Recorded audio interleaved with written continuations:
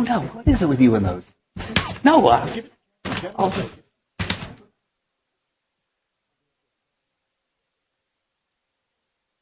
Oh, I can smell those.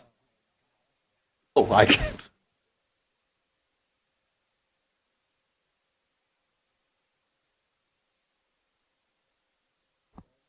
Good evening and welcome to the Westlake Town Council Board of Trustees meeting for September 16th, 2025. I call the regular meeting to order. The time is 5 o'clock p.m.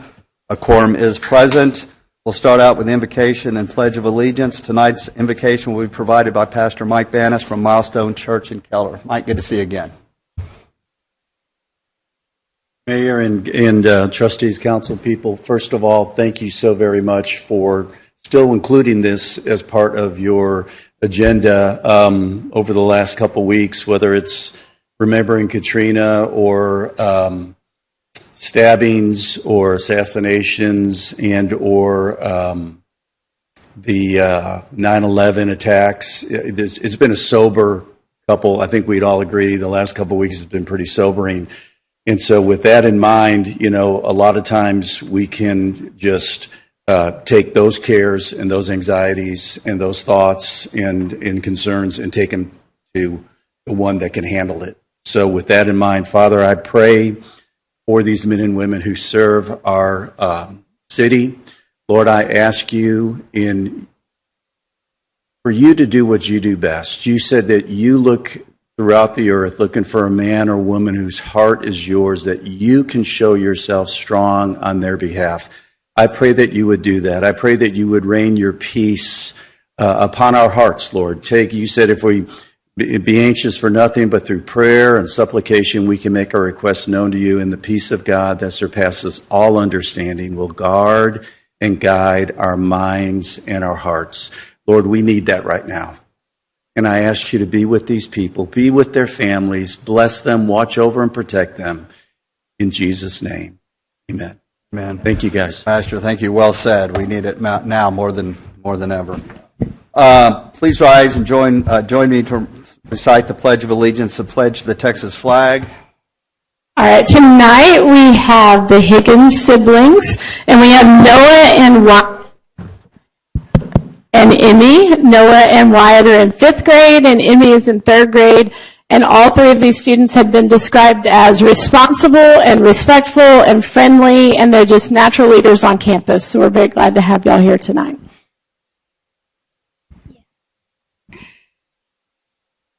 I pledge allegiance to the flag of the United States of America and to the republic for which it stands, one nation, under God, indivisible, with liberty and justice for all. Honor the Texas flag. I pledge allegiance to the Texas, one state, under God, one and indivisible. We're going to get a picture real quick.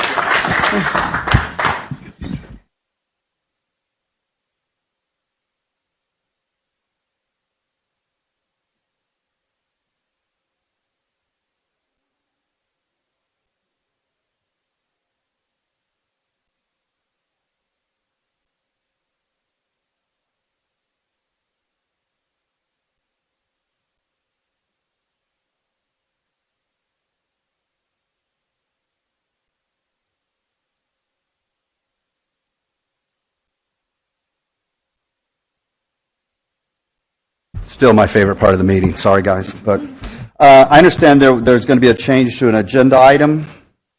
Yes, Mr. Mayor. I'd like to move to table H5, discuss, consider, and act to approve the Westlake Academy Parent-Student Handbook, and H6, discuss, consider, and act regarding a technology plan for Westlake Academy class of 2026. These came out late yesterday afternoon. I was frankly a little bit surprised, and I would love to give our parents and our constituents the opportunity to read these things and be able to understand what's in them and have the opportunity to engage the council going forward with them. There's been a motion to table H5, discuss, consider, and act to approve the Westlake Academy Parent-Student Handbook, and agenda item H.6, discuss, consider, and act regarding a technology plan for Westlake Academy class of 2026. Do I have a second? Second. All in favor? Aye. Any opposed? Motion carries. Those will be tabled till the meeting next month. Thank you. Agenda item C, citizen parent comments. Are there any parents that like to make a comment? I have 2 speaking notes. They pertain to the agenda items we just tabled. Anybody still want to speak? I assume we'll see you next month then. Thank you if you're here. Thank you for being here. Next on the agenda. May I? Yes, Is this appropriate time? it is. Thank you. I was going to turn it over to you. Thank you. I just wanted to reflect on my year as a council member. When I was first considering putting my name in to replace someone who had left the council, family members, friends said, "Why are you doing this? You've been retired for 10 years. I think we probably all heard that. Yeah. You've never been in public service while you're doing this." And I said, "Well, let me just give it a shot. Let me talk to the people who are on council now with the mayor and with others." And I was blown away by their commitment to this town, and I was very fortunate to be asked to join this council. And in the year that I've been here, I realized now when people say politics is local, all politics is local, I think that's true. But in today's day and age, I'm not exactly sure that is true across the board. I do feel that this council works together toward the betterment of our town, toward the betterment of our school. I think that everybody who surrounds it, whether it be our town manager, the head of school, all those who support them, we're all working toward the same goal, and that's to improve Westlake, to make it better tomorrow than it is today, and to make it better 10 years from now than it is today. I can't tell you how much I now appreciate what a mayor does. It's an unsung hero kind of job, kind of work that Kim puts in every week to make sure that things are humming smoothly. He commits an incredible amount of time to do this. And everybody who I've worked with on the council and those who have left the council, surprisingly, I'm the 3rd most tenured person on the council right now because of people who have left and new people coming in. I can't tell you how pleased I am to do this. And the only reason for saying this is to suggest that when some of us leave, when there's a new mayor, when there's a new council, I suggest that if you really want to enjoy getting involved in the community and making it a better place, put your name in. You'll get a real kick out of it. I think you'll not only appreciate the work that's done, but feel a part of how we're growing and how we're improving. Thanks. Well said. Thank you, Michael. And I want to give my thanks to all the council. It's not always fun. There's a lot of things going on, but when you really step back and look at everything that's been accomplished the last 15 months, I can't thank you. With that, Mr. Sasser, turn it over to you. Items of community interest. Thank you again, Michael. Good evening, Mayor. Good evening, Council. We've got a pretty big day coming up on Thursday. It's North Texas Giving Day, of course, specific to us. Blacksmith's Giving Day. Our goal this year is $1.75 million. I'm happy to report as of 4 o'clock today we have... Did you say billion, John? Million. Billion. Yeah. You could certainly up What's that a decimal point? I mean, so I'm happy to announce that as of 4 o'clock today, we have raised $888,000, which is a little more than 50% of our goal. So that's about the equivalent to about 24% of our parents have donated. So well on our way, and obviously we have 48 hours roughly to achieve that goal. So very exciting. We had Dr. Ritchie's message go out this morning to parents. We had the mayor's message go out today to our residents and local businesses. So we're really excited to give this one big push to get this goal of $1.75 million. We also have our fall cleanup coming up on Saturday, October 4th from 9 to 11 a.m. That's an opportunity for all Westlake residents to drop off their old electronics, have their papers and documents shred, bulk trash, hazardous waste, that kind of thing. Bring proof of residency to be led into it. It's right here, 1600 Solana Boulevard. Again, that's 9 to 11 a.m. on October 4th, which is a Saturday fall cleanup. Our next planning and zoning meeting is tentatively scheduled right now for October 7th. We may not have enough items to have that, so if it is canceled, we'll let everybody know prior to. And then our next town council meeting is October 21st. It's important to note that our times have changed. Today will be the first day that we start at 5 o'clock as opposed to 4. So again, a reminder if anybody would like to attend or tune in online, that's going to be at 5 o'clock, October 21st. A couple of other news and notes I'd like to mention. Our first Run to Remember was a huge success. Congratulations, Chief, on that. No doubt. This was a 5K that was held on September 6th. Raised about $1,400 for the tunnels, the towers, and the Westlake Academy Foundation. Dozens of folks turned out. The weather was great, and it's just a heck of a great cause as we remember those who lost their lives in 9/11. So congratulations to everybody who put it together, and tremendous success. Thank you, guys. And then finally, we'd like to mention the results of the trash survey that I have been droning on about for several weeks now. You were persistent. Yeah. Well, thankfully we got quite a few folks who chimed in and let us know what they thought. Some things that I wanted to point out here. First of all, the pickup frequency. Residents strongly preferred to keep trash and recycling pickup to once a week. Mainly that was due to them not wanting to pay for a second additional day for a week, so they're happy with one a week. That pickup day was kind of a big debate. It was literally a tie between they wanted either Monday or Thursday. So we sent out another poll with one simple question. Would you rather your pickup for trash and recycling be on Monday or Thursday? And overwhelmingly folks said Thursday.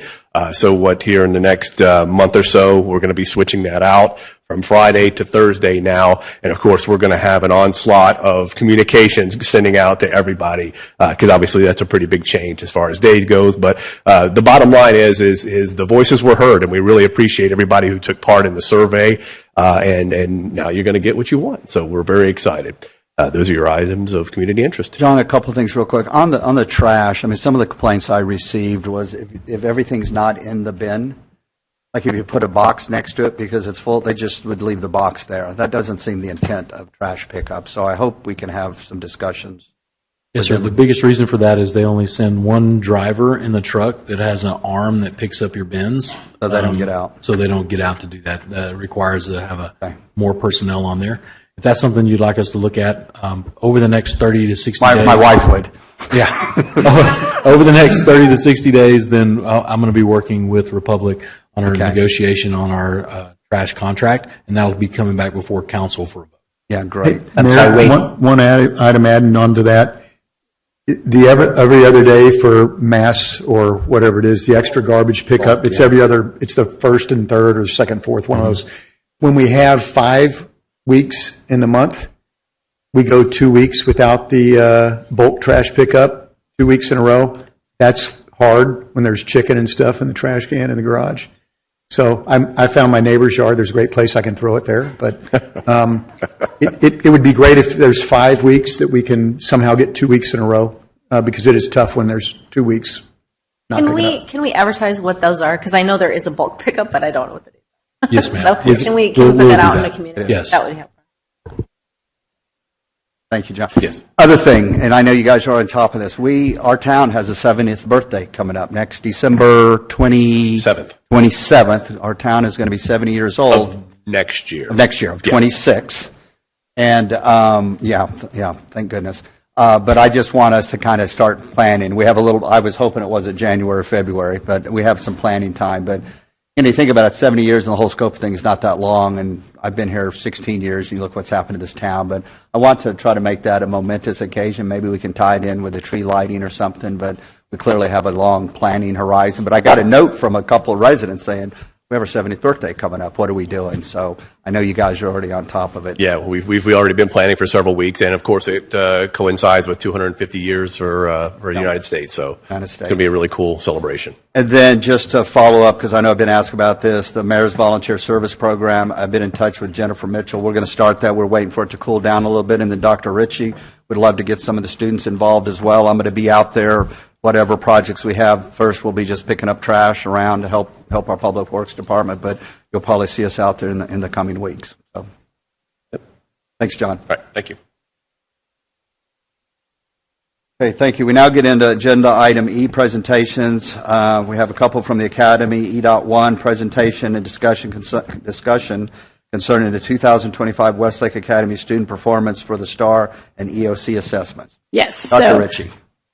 Good evening. This is exactly what we do on a daily basis, and we're so excited to be here with you tonight to talk about the results that these amazing educators behind me are getting and what they are pouring into their students every day. Tonight we have Ms. Beth Hughes, who is our PYP principal. We have Dr. James Owen, who is our high school principal. Ms. Serena McMillan, who's our middle school principal. We also have Jennifer Stockton joining us, who's our brand new diploma program coordinator and is going to get to build on a really nice foundation. And we also have Mr. Maxwell Etois, who is our Director of Secondary Education. So I know I speak on behalf of the entire staff. The countless hours that these individuals put in, the way they think through their jobs and their leadership and their instructional techniques are what make Westlake exactly what it is. So without further ado, I'm going to let them own these amazing results. Thank you. Good evening. It's so exciting to be here because a year ago I was sharing some primary results that had a few blemishes on them, and the turnaround is definitely Westlake Academy appropriate. I am so proud of the efforts our students, our staff, and our parents made on a lot of the goals that we had. If you look at our just overall passing rate, Westlake Academy always has scores in the 90s, where we move a little, but with a smaller population, just one or two children can move that percentage. We should be in the 90s. Our science score, if you look in 2024, was not overall passing rate, and we got it back up into the 90s this year. So we're very proud that all of those passing rates are exactly where they should be. But the mission of Westlake Academy is to produce college-bound students. And it's been great looking at what that looks like from an elementary student. And I can tell you that the STAR test isn't everything, but it's a definite indicator of a student who's going to be on that college-bound pathway. So we had some incredible improvements in the master's area. This is where a lot of our focus and our determination came last year. In third grade, if I look at language arts, there was a 31% increase over the prior year of students who scored masters. In mathematics, there was a 15% gain. And that's the same set of teachers getting those students ready for both exams. It's quite a feat. In fourth grade, the language arts score, although over the previous year looks lower, that same cohort of students, when they were in third grade, we only had 33% mastered. The next year in the 60s. So again, about a 30% gain with that cohort of students. And the thing that I'm most proud of is our gain in science. We had a huge focus on elementary science at all levels, and our masters went up 20%. The state average, as you can see, is rather low. The science test might have you stumped on, are you smarter than a fifth grader, the game show? I mean, there's some high content questions in there. So we were really excited about this master's level of achievement. We gave you the slide to the comparisons. People like to look at us, and you'll get this for all three programs, to our closest neighbors and to some IB charter schools that are similar to us. And we outperform just about everybody in most categories. So I'll let you take a second to look over some of that. A few of the acknowledgments I want to make for the success that we've had in our STAR would be the team. The teachers, when I walked into a building full of dedicated, talented, skilled individuals. And when we reflected back on what hadn't gone right, part of it was focus and rallying the team to surround themselves on delivering the IB philosophy and pedagogy while also addressing the state requirement. I'm just very proud of how quickly everyone got on board with that. We have it to acknowledge the financial support that we have for the curriculum that we're able to buy. The STEM Scopes curriculum is just a couple of years old for the PYP. It has really helped the teachers lead inquiry-based instruction. And lastly, I want to acknowledge the parent partnerships. We asked parents to get students into school at 7:30 or to pick up at 3:50 later so that we could do that right before school, right after school, focus tutorials. The teams work together by content area and really focus the tutorials exactly on what the students needed. And the parents got them there every day. We ran that from the 1st of February through the end of April. And I believe that direct intervention had a real positive effect for us. Areas that we want to grow on in this coming year, we are looking at student growth outcomes. We are wanting to focus on each child's personal potential and make that a little bit more of a focus and how that is embodied by the IB pedagogy. We're going to keep looking at that targeted intervention and how we can use that in math. We used it in grade 5 and 4 and 3, but we also want to take a look at how we can use that in some of the lower grades. And we're really excited about a new state curriculum that we've bought for phonics. Literacy education has bounced from let's do sight words and whole word language to phonics. And the science right now supports something kind of in between. So we have a great foundation that we're looking forward to using this year. I'm done with PYP. If anybody has a question for me, or I'm going to pass this on to Ms. McMillan and Mr. Etoile. That's just great results. I mean, year over year, and I know the history of what's gone on here the last few years, but thank you. Fabulous.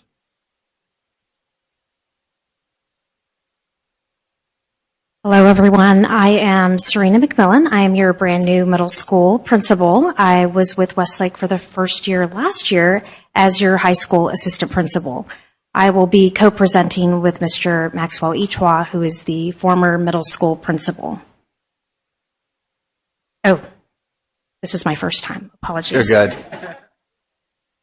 Okay. So this slide is simply our passing rate, which of course is not our focus. This is a minimum, and our passing rate is very strong across the board. And if you'll notice, that data goes from 2022 to 2025 for 8 STAR exams. Really 7, because one of them is their first end of course exam. So to graduate high school in the state of Texas, you have 5 end of course exams. The first ones our students take are in Algebra 1 EOC as 8th graders. And as you can see, well, I'll go over that when we go over masters, but all of our students are on an advanced math track. So while grade 8 is taking Algebra 1 EOC, grade 7 is taking grade 8. So hopefully, and that's notated on the slides here, and we're very proud of these scores, and they easily, 100% or close to 100% passing. This next slide is the rate of mastery. So this is above grade level. And as you can see, 2022 to 2025, our scores are pretty consistent. Something I'd really like to highlight 2 things here.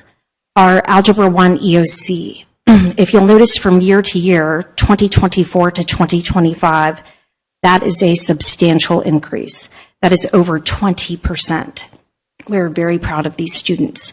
And if you look at how they scored the year prior, they more than doubled their rate of mastery.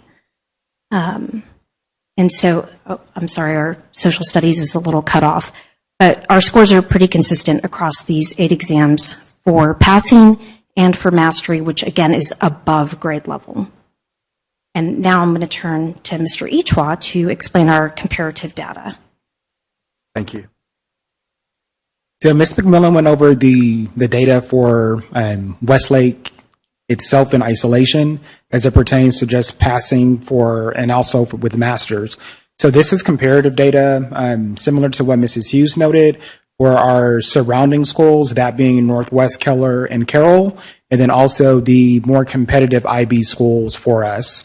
So overall, across the board, about 93% or so, we performed better than that of our comparison schools.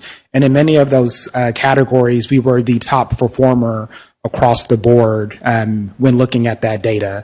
So not just within the state of Texas, but also within those comparison groups. So then on this next slide, it just talks about the acknowledgments and accomplishments from the work that our teachers put in this past academic year. So last year, whenever we presented, so our results were very good. Our students performed well year over year. And what we did was we had a middle school program and professional development plan, and we had a campus-wide goal of 2.5 monitor and adjust. So that was something that we had a whole school initiative of going in. When a student isn't understanding a concept, how do you as a teacher pivot in order to help them grasp the material? So that was something that our teachers excelled in, and it led to the results that we have here. We had improvement in mathematics across the board. So grade 6, you see going from 52 to 56%. Grade 8 went from 32 to 48%. And Algebra 1, as Ms. McMillan noted, increased over 20%. With our grade 8 science, we were the highest rated amongst all of our comparison schools and went from 45 to 51%. And then also with our language arts, we went from 65 to 71% in masters for grade 6, and our masters for grade 8 maintained at 76%. So our teachers just did a phenomenal job. When we work with our students, we have our target goals and our stretch goals, and our teachers really aim for those stretch goals, and the work showed for itself.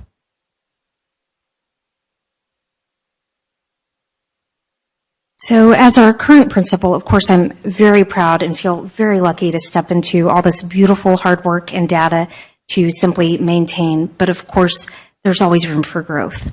And so, and every cohort of students is different. And so every late start, Wednesday late start, that's a beautiful opportunity for our teachers to collaborate and plan vertically. So for example, I plan with the humanities team, and that does not just include middle school teachers, it includes high school teachers, so that we're vertically aligned in our goals and achievement and how we focus on data. And speaking of, our new goal for T-TEST and focus this year is assessment and data.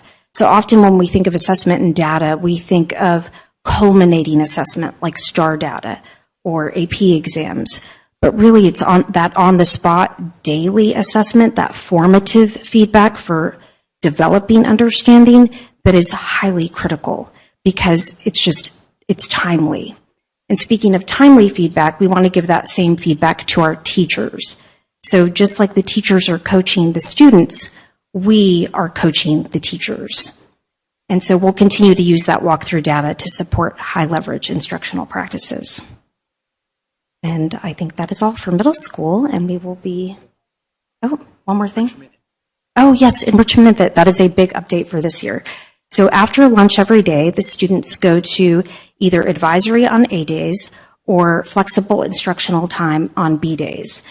And this is a great opportunity for us to use that data to add extra supports as needed. Even today, I was changing a schedule based on seeing a need. A teacher presented a need, and I said, that's pretty valid. We need to make a change. And we were able to make that change without disrupting the rest of the schedule to meet that student's needs. And then the enrichment, they get choices. And so it's some of the things that were happening only after school are now also happening during the day. And I think that's it. Okay, thank you. Now we will be moving on to Dr. Owen for high school. May I ask one question? Yes, sir. When the mention of stretch goals is made, are there specific percentage increases that you're expecting to see, or are you expecting to just see continuing improvement over time for those that haven't reached 100%? So for the teachers specifically, right now is our beginning of year conference time, and so that's some of what we're speaking to when administration is conferencing with teachers they appraise. And so right now, one of the specific stretch goals that we're working on is to increase our rate of mastery in 8th grade social studies by 10%. So that's one example I could give you. Can I ask you a real quick one question? First Yes. off, congratulations on fantastic performance. It really is great to see, and I know a lot of hard work's gone in there. But like, I used to get all the time in business, great, you did awesome. Are we doing a root cause corrective action on the outliers? It's an engineering thing, or you could apply it to all data in business to get better. When you look at the data, you'll see there's some outliers in some of the grades in certain subjects where there's consistently either not performing as well as the other grades are necessarily, or maybe we go down one time in a grade. Anytime I think that, and this just comes from the business world, anytime I go backwards slightly or I'm not improving the way that I want to improve, there's a formal process called root cause corrective action. There's multiple, there's the 5 whys, and we can go through a lot of them, but it gives you a process to actually get to true root cause. And once you get root cause, it allows you to actually create a corrective action specifically for that. It's merely a formalized process to try to understand better the data that you have and fix things a little bit further. Again, not finding any fault with anything. It's just there's always ways to do more, and we're going to challenge you always to continue to perform even better. Absolutely. And our coordinators do a beautiful job of the data analysis and getting to those root causes. Are we spending enough time on the readiness standards? They're more greatly assessed.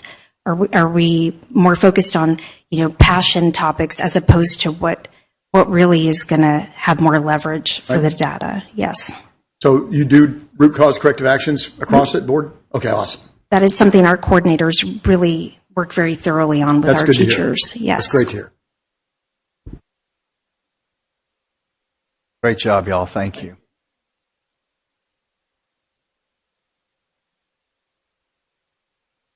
Dr. Owens, how are you, sir?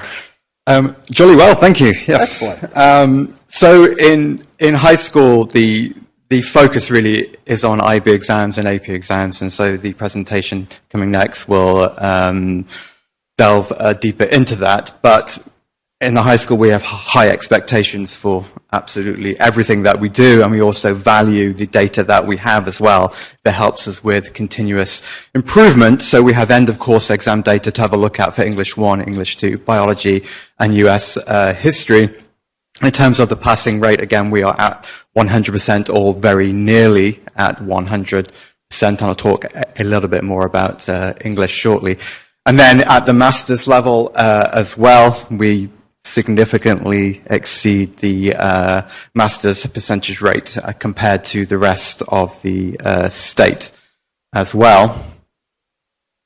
Then when you have a look at the comparable data with our neighbors and then with comparable IB schools as well, we significantly outperform our local ISDs in the EOC scores, and we are comparable with the 3 other IB schools in the region as well. So in terms of successes, again, what the comparable data captures is that we do lead our neighbors. Also, what the data doesn't capture that I just want to bring to the board's attention is we have a fantastic English department. And in January, they had done some interim data that showed our students were underperforming in English 1 and English 2. There was a range of reasons for this, but what our head of department did, Terry Watson, with the support of the secondary librarian, KG Estrada, is that they did interventions, they did pull-outs, they did after-school tutoring, and they took over some classes as well. And so they did a deep dive into that data, showing the TEKS where the students were struggling a little bit, and then targeted those TEKS. And therefore, I think the 99% and the 96% reflects the work that went in to intervening in terms of with our students who needed more support.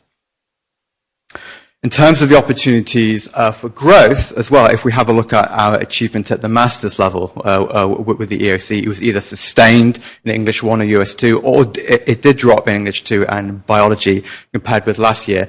So there's action steps that we can take, because again, even though our focus is IB and AP, every time there's an opportunity to have high achievement at Westlake Academy, we're also going to take that.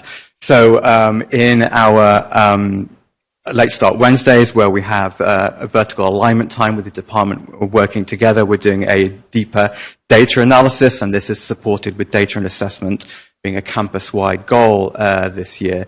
And also, we have reworked our walkthrough forms. So leadership go into classrooms and they give feedback to the teachers. We have tweaked it so the feedback that we can give captures both T-tests, which is what we use to appraise our teachers, but also captures those high leverage IB teaching strategies as well. So, for example, one of the things that I will be looking for in these EOC classes is differentiation, because whilst teachers need to support those who are struggling and raise them up, at the very same time, in the very same classroom, they need to be pushing the high achievers to achieve even more. So differentiation will be something to focus on to make sure we can grow our student achievement at master's level. We also actually have 2 new teachers who have joined our high school, 1 teaching English 1 and English 2, 1 teaching biology as well. They are fantastic hires. I've already seen great things in the classroom. So I think that offers another opportunity for growth as well with the high school and the EOC data. And if there's no questions, I'm going to turn over to Mr. Itwa, who's going to wrap it up. Thank you. Thanks, James. So last academic year, in terms of the results that we're seeing, we had a campus-wide goal. So in wrapping up the academic year in June, we met as a leadership team in order to start making preparations and plans for what do we envision going into the 25-26 academic year.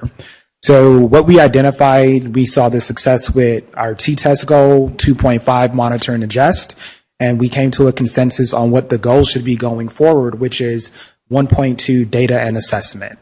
And then also the principles, we're going to calibrate our walkthroughs K through 12.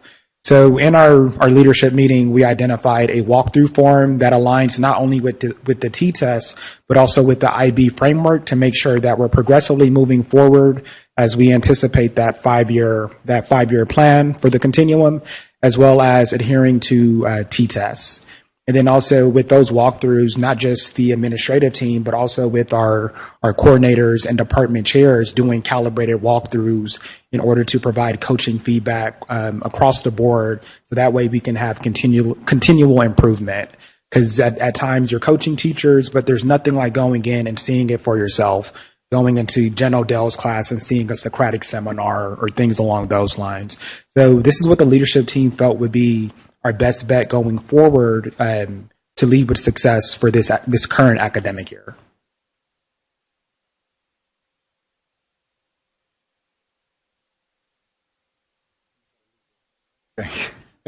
Any questions, comments? The only comment I have is, I think, along the lines of what Todd was saying, what's impressive is that not only have we made improvement, but we're looking to make continuing improvement. And there are plans associated with that. Also, I hadn't thought about it. I guess I've been out of elementary school for a few years. The progression that you need to see and the handoffs that have to happen between grades. It's very important for a third grade teacher to know that the second grade teacher is teaching at level and above, so that when they get those kids, they know where they are. Great that you can do that, from the beginning to through 12th grade. It's one of the remarkable things about Westlake, and I love the fact that you're always looking for improvement. Thank you. Thank you. Any other comments? I have a few. That's a great comment. It wasn't always that way, right? There's a few of us have been around for a while, and not that long ago, we acted like we were 3 different schools. And I think that has completely, under y'all's leadership and Dr. Kelly Ritchie coming in, I feel for the first time that I've been around that it is one school. It is one school with IB. And you guys continue. I mean, I'm wrapping up my 4th year in public office, and I've sat through a year before I got elected. I listened to you guys go through this all the time, and I'm just amazed, at your results and what you do for our children. And the other thing is I hope the board realizes, the nature of my job, I spend a lot of time with Kelly.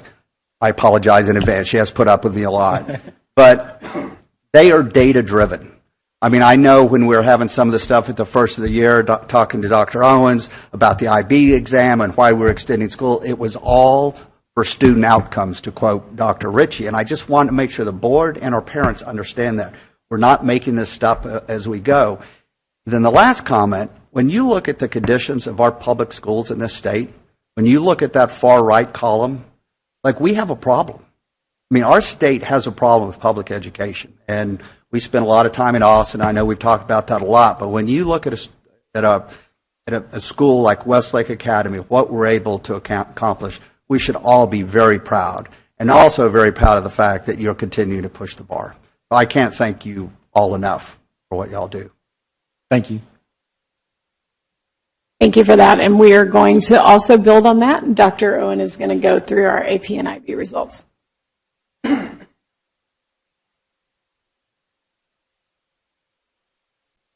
Alrighty, I'm going to start with the IB exams, and again, I think starting with division is a good place, that we're inspiring college-bound students to achieve their highest individual potential. So the data that follows here reflects our efforts as leaders and as the fantastic teachers that we have at Westlake Academy to ensure we're doing all we can to push students to reach their highest individual potential. So in the May 2025 IB exam session, 59 out of our 70 candidates, they earned their IB diploma. That's 84%. This compared with the global average of 81%. One of the things we're very proud of at Westlake Academy is all of our students are full diploma program candidates. This isn't the case with many IB schools around the world. So when all of our students are full diploma candidates and we are outperforming the global average, that's where we want to be as a world-leading school.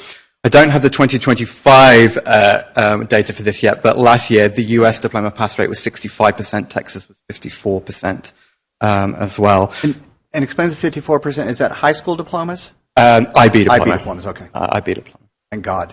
Yes. Going to go back to my previous comment, but okay, yeah. Good. And in the packet that was given to the board, there are appendices which go into much more detail, subject by subject, and give historic data as well. I'm not going to go through that, but if there is a specific question about it, I will be happy to answer it. So in terms of our successes, so in 2024, the pass rate for the diploma at Westlake Academy was 76%, and it was below the global average, which is very unusual for us. So this year we had an 11% increase in our diploma pass rate. And I want to bring the board's attention to one thing that we did. So last year when I was speaking to the board and we were below the global average, the data showed that we had a lot of students who got 22, 23 points. To get the diploma, you need 24 points. So our action plan was to have individual success plans for our students. So throughout the senior year, especially after semester exams and after mocks as well, we would identify at-risk students based on predicted grades from our teachers. And anyone who was hovering around 22, 23, 24, myself and the outgoing IB diploma coordinator, Mr. Llewellyn, we met individually with these students. We built them a success plan based on teacher feedback, and we held them accountable for that. Out of the 23 at-risk students that we met, who we thought were going to get 22, 23 points, 13 of them gained their diploma. And I think it was that intervention which is part of the story about the 11% increase and being above the global average.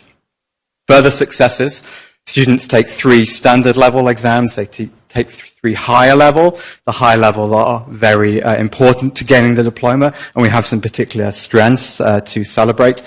All our students take English Literature, HL, that's one of our strengths at Westlake Academy. All 70 candidates passed, so we had a 100% pass rate for English Literature, HL. History, high level, which is very close to my heart. This also is one of our strengths. We had 60 candidates, nearly all the candidates took it. And IB exams are graded on a 1 to 7 scale. We compare ourselves with the global averages. Around the world, the global average for HR history, 4.26. At Westlake Academy, 5.05. So significantly above. We also have strength across all components of mathematics, both in the pure math and the applied math. Standard level and at high level, we were comfortably above corresponding global averages. We had further consistent high scoring in physics at the high level and standard level as well. And I think we're strong as well in language acquisition. We had a 93% pass rate across all levels of Spanish and French. In terms of the opportunities that the data is showing us, whilst our diploma pass rate went up, we did have a drop in the percentage of exams with students achieving 6s or 7s. It went from 25% to 16%. Part of that, and I'll speak more about this in a minute, is every year is different. When you plot out the IB diploma scores, some years they are clumped in the middle. Some years it's a little bit more stretched as well. But again, this comes down to supporting teachers as leaders with differentiation. What can our teachers do in the classroom to make sure those who are struggling are pulled up? But what can we still do to keep pushing our students to achieve higher and higher? We know by looking at the subjects, biology high level, economics high level, the pass rate was at 75% or below. So this was below corresponding global averages. So the next slide will speak to some of the plans that we have for that. And also, because we do have some subjects where they are what we call IB AP aligned. That's where there is crossover between the IB and the AP syllabus. The students in their junior year can take the corresponding AP exam if they wish. Environmental science is one of those that was, again, below the global average. So for this year, we're not doing the AP environmental science. We're focusing exclusively on the IB to raise those scores. Another thing that our data showed was that high achievement isn't where we want it to be with the extended essay. The extended essay is a 4,000-word research project on a topic of the student's choice. The world percentage for A's and B's is 39%. At Westlake, that's 17%. And also, performance on extended essay and theory of knowledge, there are 3 core points available there. Of the 7 students who were 1 mark away from getting the diploma in 2025, 6 had 0 core points. If they got a C rather than a D on their extended essay, they would have got the diploma. So, what action steps can we take in response to this data? Well, rather like we've seen with the EOC, teacher walkthroughs, focusing on high leverage instructional strategies that help with differentiation. We're supporting our students with data and assessment as well. The IB also recommended that when we give feedback to our teachers, we focus on the approaches to learning. So that's giving feedback not just on instructional strategies, but wider things like what are we seeing with student research, what are we seeing with student social skills, what are we seeing with communication. Also, and I've been collaborating with our new DP coordinator, Mrs. Stockton, about this. One of the benefits of the high school is we can actually, I think there's a real opportunity to tap into longitudinal data. What we've been doing over the past is diploma program teachers always do a data analysis. They have a look at how the graduates performed, and then based on a deep dive into that data, have a look at what things they want to change. But of course, students themselves are the variable because every graduating class is different. So we want to make more of longitudinal data. We actually have the benefit, for example, me as a senior history teacher, I can have a look at the data from 9th grade human geography, from 10th grade AP world history, from 11th grade AP US history, see where perhaps some of the shortcomings might be with this cohort, and then tackle that as a teacher. So more use of longitudinal data is an aim for this year. And greater horizontal collaboration as well. For example, before the students came back, the DP teachers collaborated horizontally to see whether there were trends which ran across these subjects. One of the things that we noticed is, whilst our students are very good at exams, they need more support with the IB coursework. This is the research-based coursework that is done in school, then sent off to be examined. So, what can we do as an action plan? Well, now we have dedicated scheduled time with DP advisory every other day for 45 minutes after lunch, where we can specifically target these research skills, including the extended essay. So now our seniors have more time focused on the extended essay. We have arranged our advisory classes, so students doing similar subjects are grouped together. So again, we can more effectively target those critical research skills to help support the students. So just to give an example of that, with extended essay, 6 marks available for focus and method, IB examiners want to know there's a rationale for why the students are doing their research in the way that they're doing it. It's not just a random collection of Google searches that they've put together. So we can have a dedicated advisory class teaching what methodology looks like for these particular subjects. So we're excited about that as well. Also, what we want to do is use this advisory time with our sophomores to help them make better informed choices. So on the previous slide, for example, we saw that economics wasn't performing where we want it to be. Well, now, for the first time, our current seniors are the first seniors who in 10th grade did finance. So they can come into the diploma program making a smarter choice about whether economics is for them or not. So again, it's using the time to support students making better choices about the courses that they are selecting. That covers the IB exams. I'll be happy to take any questions if they're specifically about the IB now, or I can answer questions at the end once I've been through the AP data. I keep on going? Keep going. Alrighty. You're on a roll. Okay. So again, we are an IB continuum school. IB, we are dedicated to the IB. We teach using the IB philosophy. But again, our vision is about students achieving their highest individual potential. So we do also offer AP classes in 9th and 10th grade, and in the 11th grade when the content aligns with the DP syllabus. And again, the support that we give teachers, they're still teaching through the lens of the IB approaches to teaching. They're still, students are still learning through the IB approaches to learning. But there are reasons as well for the students and for the school why we support the AP exams. First thing is it highlights student achievement through AP Scholars and College Board national recognition. This makes our students more competitive in their college applications. It highlights school achievement as well. We have for the last 2 years been awarded the platinum status by the College Board for our performance on IP exams. Platinum status reflects not only the level of student participation, but the level of student achievement as well. Only around about 6 or 7% of schools who take AP exams have that platinum status, but Westlake Academy has for the last 2 years, and I anticipate we'll have it again this year as well.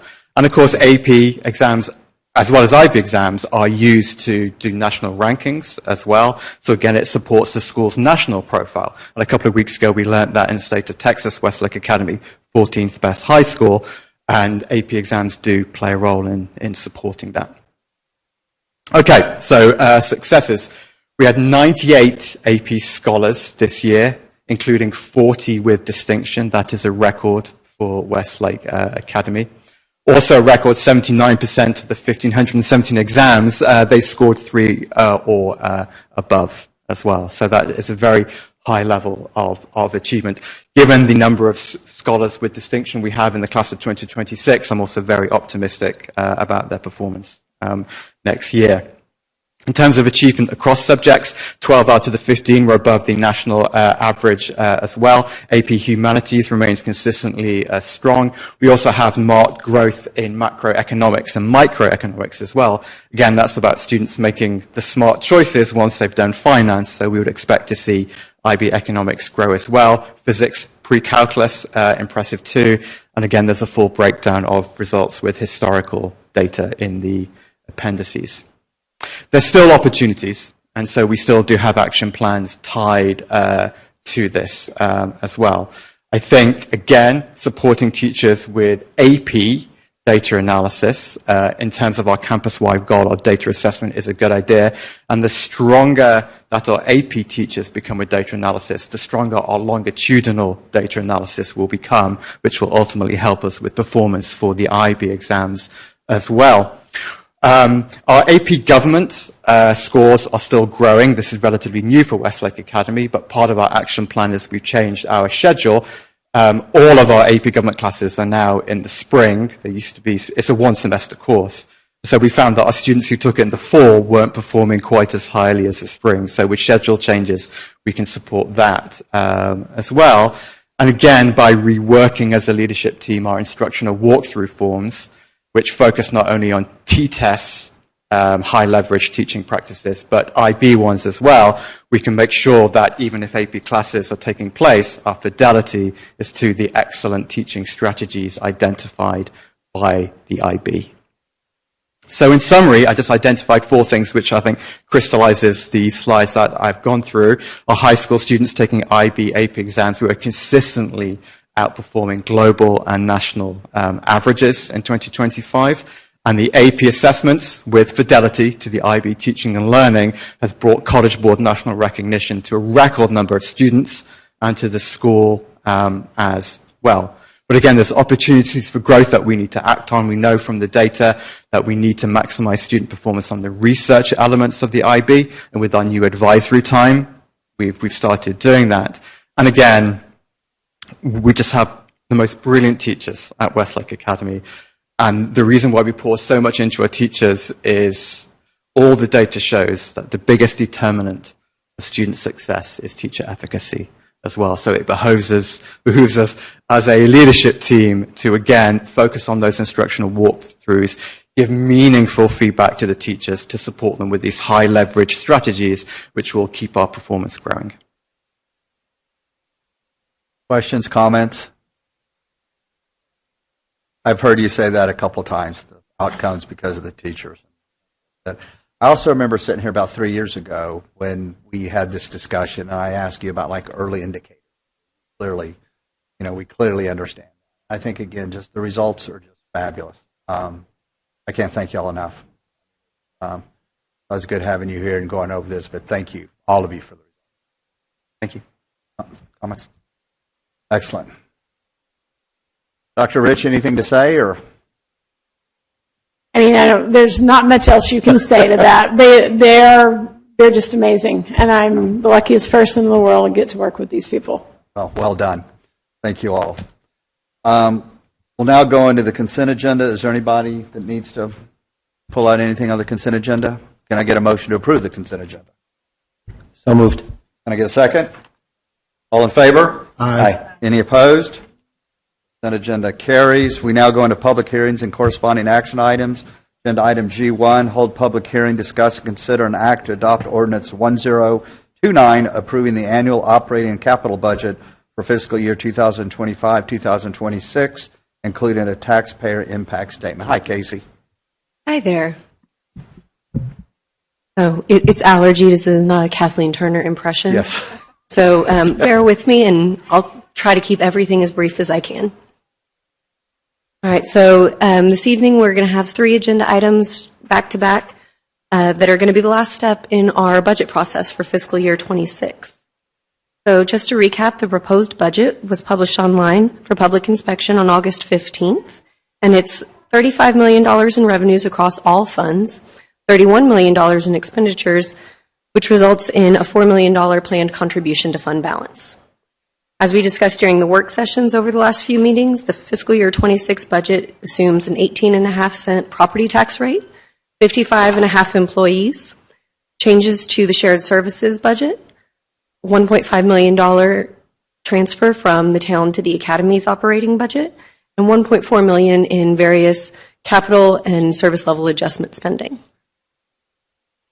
And then compared to fiscal year 25, the revenues we're projecting about a $1.8 million increase, and the bulk of that is due to sustained trends in sales tax and utility revenues.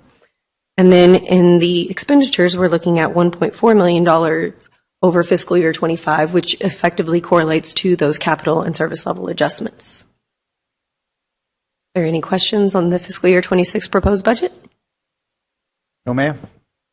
You got a question? Sorry. Not a question. I just want to make sure it's on the record that this is what we reviewed a month ago. Nothing's changed. Correct. Nothing has changed from what was reviewed and what was published.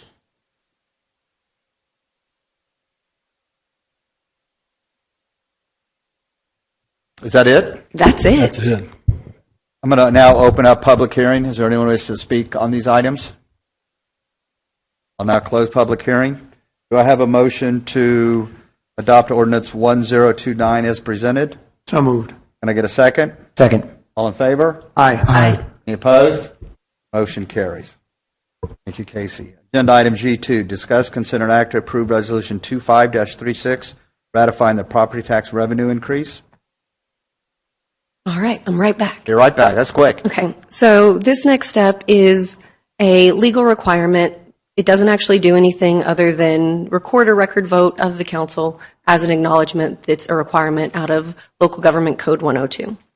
So it's called a revenue ratification, and what the law says is that council is required to hold a vote if we are planning to collect even $1 more in property tax revenue than the prior year's adopted budget. And so last year we were projected to collect about $4.1 million in property tax revenue. For this upcoming year, almost $4.7, so more than $1. More than $1. And that's the That's whole it? item. It's All right. just an acknowledgement. Do I have a motion to approve Resolution 25-36 to ratify revenue as presented? So moved. Can I get a second? Okay, this is a record vote, so when I call your name, please voice your vote. Mayor Pro Tem Reeves? Actually, Aye. I'm sorry, Kim, I'm just going to interject for 1 second because Oh, you I'm didn't sorry. actually read it correctly. It's ratifying the property tax revenue. You just said revenue. Oh, But I just want to clarify that we have it read in as written. okay, ratifying the property tax revenues presented. Thank you, TJ. Mayor Pro Tem Reeves? Aye. Councilmember Yakira? Aye. Councilmember Smith? Aye. Councilmember Gaudier? Aye. Councilmember Dwayne? Aye. Motion is approved. Thank you all. Agenda item G3, hold a public hearing, discuss, consider, and act to adopt ordinance 1030 to levy an ad valorem tax rate for the tax year 2025. All right, and this is the final step in getting us to our fiscal year 26 budget. We're not legally allowed to levy a property tax rate unless it is in support of a budget. And so what we have proposed for fiscal year 26 is a tax rate of 18.5 cents. It's the first change in the tax rate since 2020. It's been flat at 16.788 for the last 5 years. We are also required to adopt the tax rate into two portions. The first being maintenance and operations, or M&O. Those proceeds go to support the general fund. The other portion is INS, or interest and sinking. That's all of our debt obligations that are property tax paid. And so the increase is over 1.7 cents, with half of that, with a half cent going directly to the INS portion, specifically for the issuance that was issued over the summer. And the rest of the increase is going to fund maintenance and operations with the intent to fund future capital items and avoid future debt issuances. And speaking of debt, for next year, we will need $4.7 million for all debt obligations. That's across 11 different issuances, including the one issued over the summer. And as of today, we have $51.9 million in outstanding principal. And whenever we're talking about that $4.7 million, obviously the total amount of principal and interest payments is more than what we would be projecting to collect for property tax revenues on that INS rate. And so whenever we talk about that $4.7 million, there's two ways that we really evaluate it, one being the purpose and one being the funding source. So whenever we have that $4.7 million, how we break it out is the use. We only issue debt for utility, municipal, or academic capital infrastructure. And then whenever we do the funding, utilities pay for utilities, but we have a little more flexibility on the property tax and sales tax and how we can support either the municipal or the academic needs. And that can vary from year to year, from issuance to issuance, really depending on the projected revenues. We always like to back all of our debt issuances with property taxes because it gives us a lower interest rate overall. All right. And then how we get to all of the tax rate revenue stuff is effectively the valuation. So we have two appraisal districts that Westlake falls into, Denton Central and Tarrant, and they are responsible every year for providing certified values for all real property within the city limits of the town. And so for fiscal year 26, our net taxable value is $2.5 billion. That is an increase of $100 million over last year, but I want to point out that that $2.5 billion includes $200 million in new construction. Because the increase was only $100 million, effectively what we're saying is almost $100 million of value came off the roll on existing properties year over year. So assessed values went down. Assessed values Because on of existing protest or- properties. And that has to do with the cooling market. It has to do with the protest values. And it also has to do with increased homestead exemptions. So if you don't have your homestead exemption, make sure you file that every year after January 1. What we saw this year actually is a decrease in the average taxable home value pretty significantly, almost 8%. And so the average taxable home value in the town of Westlake is going to be just shy of $2.5 million for the next year. So even with the tax rate increase, that change in the tax rate bill for an annual home bill is $66. Okay, say that again. So the change year over year is only going to be $66. $66. On an average On average. homestead. I highly recommend you go to tarranttaxinfo.com and look up your own address to get a breakdown. All right, and so what that means by adopting an 18.5 cent tax rate for next year, we're looking at a total proposed levy of just under $4.7 million, with $3.3 million of it going to the general fund and $1.4 going to support those property tax paid debt issuances. Do we have any questions on the proposed tax rate? Okay. $66. $66. Average. Okay, just want to make sure. I'm going to open the public hearing. Is there anyone who wishes to speak regarding this item?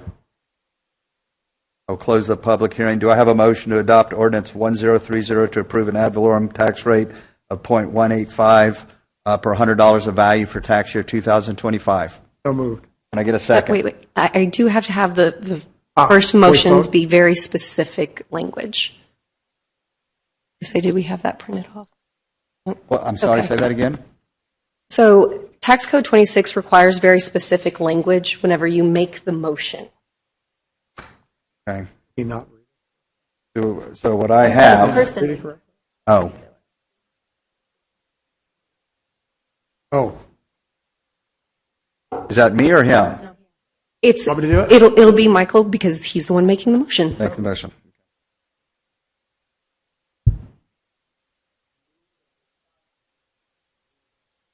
Sorry. I move that the property tax rate be increased by the adoption of a tax rate of 18.5 cents, which is effectively a 3.6% increase in the tax rate. This is the motion that I am moving. Yes. Can I get a second? Second. All in favor? Aye. Any opposed? Motion carries. Thank you, Michael. Thank y'all so much. Thank you, Casey. Mayor, I'd like to thank the council and Casey and her staff, honestly, because they've done some really hard work on all of this, and I know you guys have as well. Yeah. We have a great subcommittee on council that has worked through this as well, and given us some great advice, and really, this has been the reason that these presentations are so short is because this is the third and fourth iteration of these we're aware. items, right? I know you're very aware, but some of our public may be watching for the first time.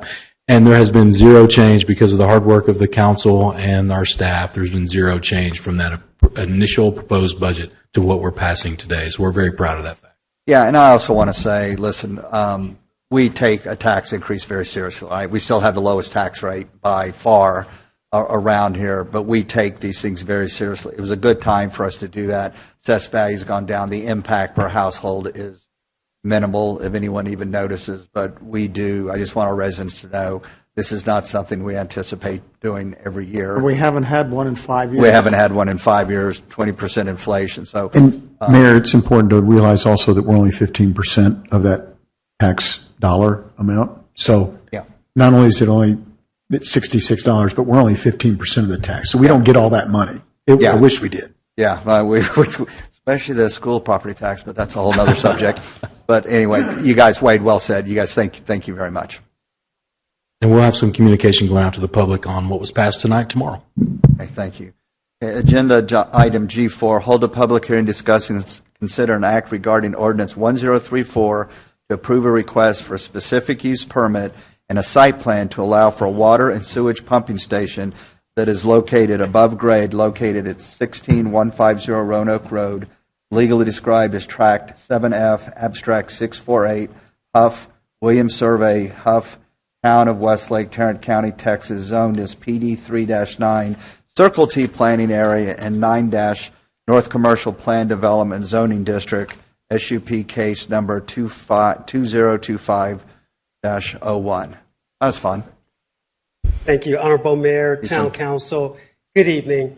This, again, is a request for a specific use permit for a lift station, we will call it, under the PD Plan Development District 3-9. The purpose of that planning or plan development district is to allow for a superior design of lots and buildings, as well as to ensure an appropriate balance between the intensity of development and the ability to provide adequate supporting public facilities and services. Here's just a photo kind of generally showing the site. In terms of looking at the request, the specific use permit, again, will consist of a concrete lift station and all of the ancillary uses that go along with it. It will be above ground, it should be noted. Here is the site plan kind of showing how the applicant proposes to develop the lift station. Some building elevations.